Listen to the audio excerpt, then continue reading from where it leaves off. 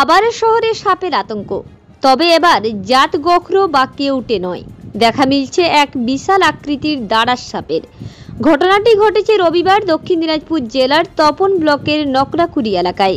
এদিন রবিবার এক গৃহস্থের বাড়িতে লক্ষ্য করা যায় বিশাল আকৃতির এক দাঁড়াস সাপ। বিশাল আকৃতি হওয়ায় আতঙ্ক ছড়িয়ে পড়ে গৃহস্থে। খবর দেওয়া হয় Dakshin Dinajpur snake and animals protection সমিতিকে। ঘটনাস্থলে 2 সদস্যের টিম পৌঁছায়। যুদ্ধকালীন তৎপরতায় সাপটিকে উদ্ধার করা হয়, পরে নিজ পরিবেশে সাপটিকে ছেড়ে দেওয়া হয়।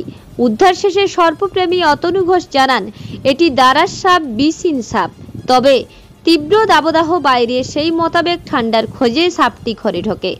ভয়ের কিছু নেই, এই সাপ অনেক উপকারী। কৃষিক্ষেত্রে এই সাপ অনেক সাহায্য করে। পাশাপাশি এদিন সাপ না মারার বার্তা দেওয়া হয় সাধারণকে। এমনি সাপ দেখতে পেয়েছিলাম, কিন্তু আজকে দেখতে পেলাম যে এটা সাপ।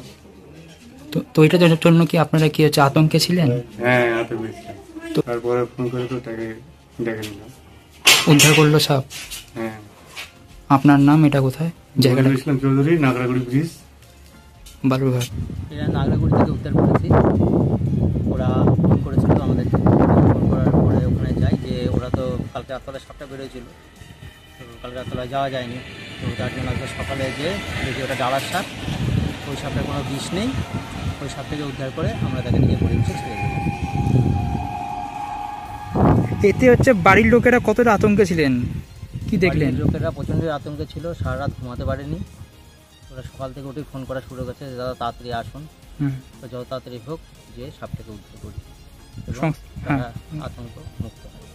সংস্থার নাম? আপনার নাম? আমার নাম অতনু ঘোষ। আমার সংস্থার নাম হচ্ছে দক্ষিণ Dinajpur snake and animal protection সমিতি। কি পদে আছে?